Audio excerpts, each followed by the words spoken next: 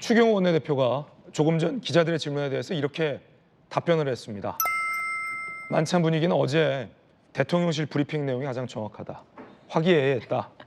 한동훈 독대 요청은 내 알 바 없다. 알 길이 없다 아닌가요? 알 바 없다.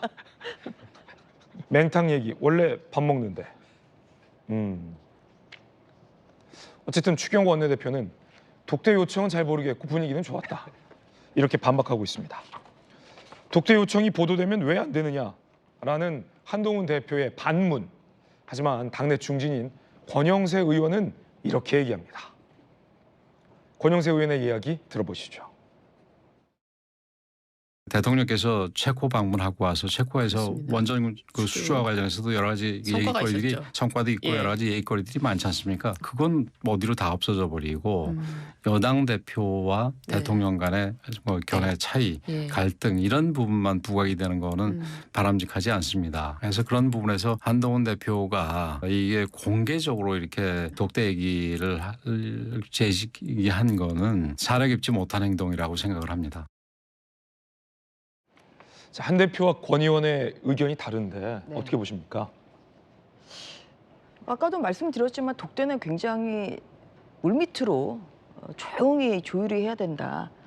이것이 경위를 뭐 따지자는 것이 아니라 어떤 형식으로든지 이제 보도가 되는 것 자체가 독대 성사에는 걸림돌이 될 수밖에 없다. 저는 이제 그렇게 생각을 하고 있습니다. 그리고 한동훈 대표는 아무래도 또 시급한 현안들이 많죠. 예. 또 본인의 말씀으로도 또 여러 그 분들을 통해서 또 추석 민심도 들었고 뭐 이런 것을 가감 없이 또 대통령께 전달해드려야 되겠다. 그리고 가장 중요한 것이 이제 의사 증원 관련한 의대 증원 관련한 이제 여야 의정 협의체를 좀 만들려고 하는데 이것이 잘 안 되고 있잖아요.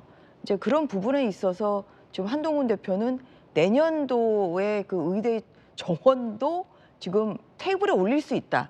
이제 그런 의견인 반면에 대통령실에서는 뭐 이것은 이미 지금 모집을 하고 있기 때문에 의대에 모집도 하고 있고 지금 학생들이 지원도 지금 수시 지원도 마친 상황이라 이것은 어렵지 않아요. 지금 이제 이러한 상황 아니겠습니까? 그래서 이제 이러한 그 의정 갈등 해결을 뭐 위한 이런 목소리도 또 전달을 좀 하고 또 뭐 여러 가지 또 현안들이 있으니까 이런 얘기를 허심탄회하게 하고 싶을 것 같아요.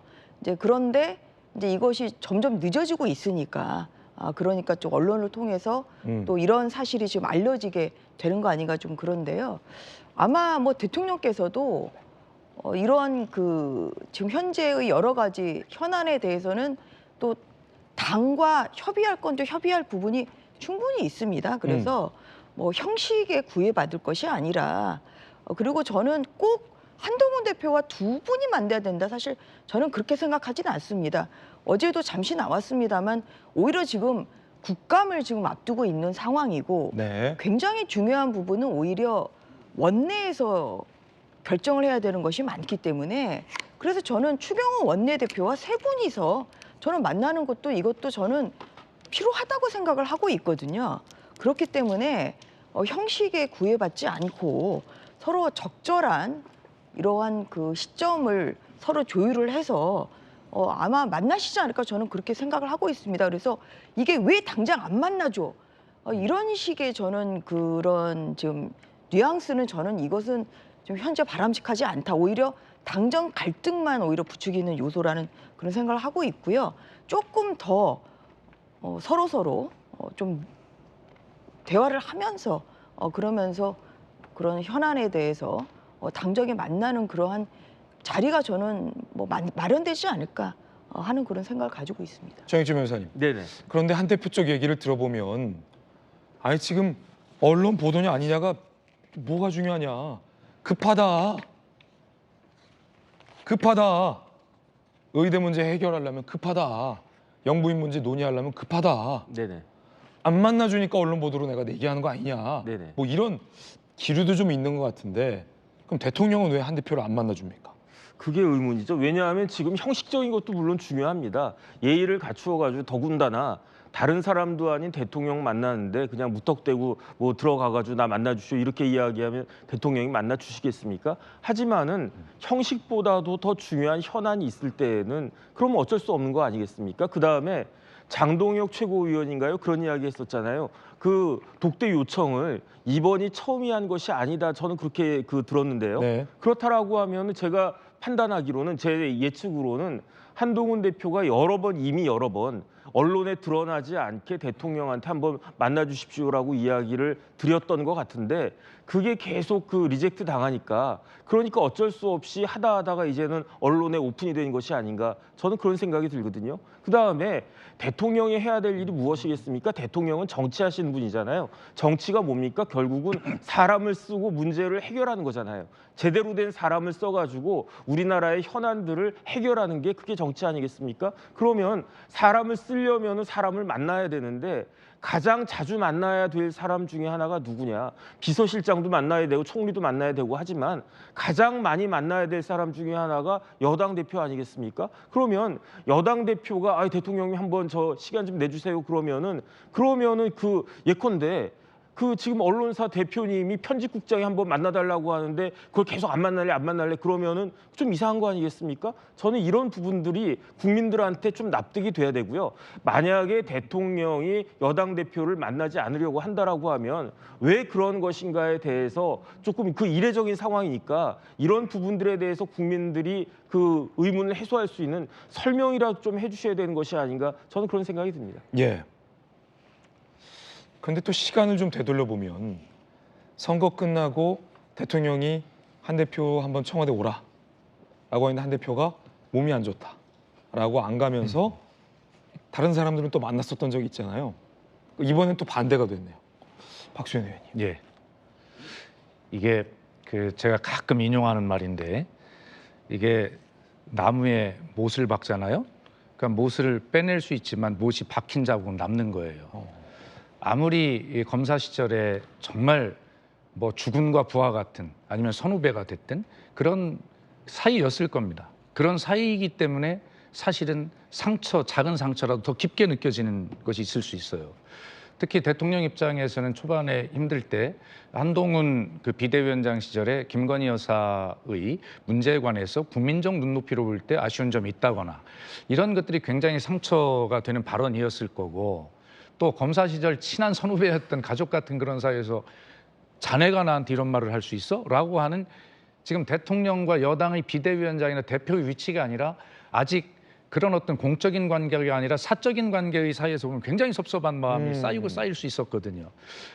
그래서 저는 대통령께서 또는 대통령실이 아직도 한동훈 대표가 본인의 임명으로 된 법무장관이거나 아니면 본인의 입김이 강하게 작용됐던 비대위원장이거나 그래 역시 보면 검사 시절에 선후배였던 폭로를 범주로 보면 그런 범주에 있는 사람으로 보이는 게 아닌가. 지금은 당원과 국민의 선거에 의해서 뽑힌 대표입니다. 그렇기 때문에 윤석열 대통령도 한동훈 대표를 대하는 마음이 개인적으로 친한 사이 섭섭함이 쌓여 있을 수 있겠지만 그러나 지금은 국민의 민생을 머리맞대고 해결해야 될 대통령과 여당의 정식 대표입니다. 그렇기 때문에 대통령이 한동훈 대표를 바라보는 그런 시각이 굉장히 여러 가지 감정이 섞여 있을 수 있으나 굉장히 공식적이고 공적이어야 된다는 말씀을 드리고 제가 발언 요청을 잠깐 한 건 뭐냐면 그래서 지금 서로 만나기가 좀 껄끄러운 여러 가지 요소가 있다면 이런 때 대통령께서 여야정 협의체라는 게 있잖아요. 얘기가 됐던. 그래서 한동훈 대표를 포함한 이재명 대표와 야당의 대표들을 함께 초청해서 본인이 가장 하고 싶은 체코 원전 세일즈 얘기도 마음껏 하시고 그리고 나서 추석 때 민심을 공히 듣고 온 각 당의 대표들을 통해서 추석의 민심을 듣는 한동훈 대표도 결국 그 얘기 하고 싶은 거 아니겠습니까? 그런 이야기를 좀 함께 들어볼 수 있는 그런 어떤 실마리를 풀 수 있는 방법도 대통령실에서는 대통령께 건의드릴 수 있어야 한다. 그 말씀을 좀 짧게 드리고 싶었습니다. 네.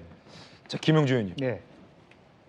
예전에 노무현 대통령 시절에 청와대도 많이 들어갔다 오시잖아요. 네. 대통령도 독대도 하셨고. 한 대표 쪽 얘기를 들어보면 크게 두 가지 같아요. 그러니까 의료개혁 문제와 관련해서 의사들이 요구하는 것을 적절히 들어주면서 정부의 의료개혁을 관철시킬 수 있는 묘안에 대해서 한 대표가 대통령의 동의가 반드시 있어야 하는 대목이 있는 것 같아요. 그래서 그걸 가서 대통령께 설득하고 싶다. 첫 번째인 것 같고, 두 번째는 옆에 우리 박수현 의원님 계시지만 야당에서 계속 김건희 특검법 하고 있는 상황에서 이 영부인 문제에 대해서 어떻게 해야 될지, 그러니까 다른 야당 대표가 있는 데서 얘기 못하는, 혹은 다른 배석자들이 있는 데서는 정말 속 깊은 얘기 못하는 그런 비밀스러운 얘기를 좀 하고 싶은 것 같다라는 좀 눈치가 있어 보이는데, 뭐 형식 뭐 이런 것도 굉장히 중요하지만 결과적으로 독대가 두 분이 돼야 되겠습니까? 아니면 뭐 독대 없이 그냥 이렇게 지나가도 된다고 보십니까? 이제 독대를 하는 과정이 중요한 것 같습니다. 무조건 당대표와 대통령이 만난다고 해서 국사 전체가 대통령 오케이, 당대표 오케이 한다고 다 진행되는 거 아니지 않습니까?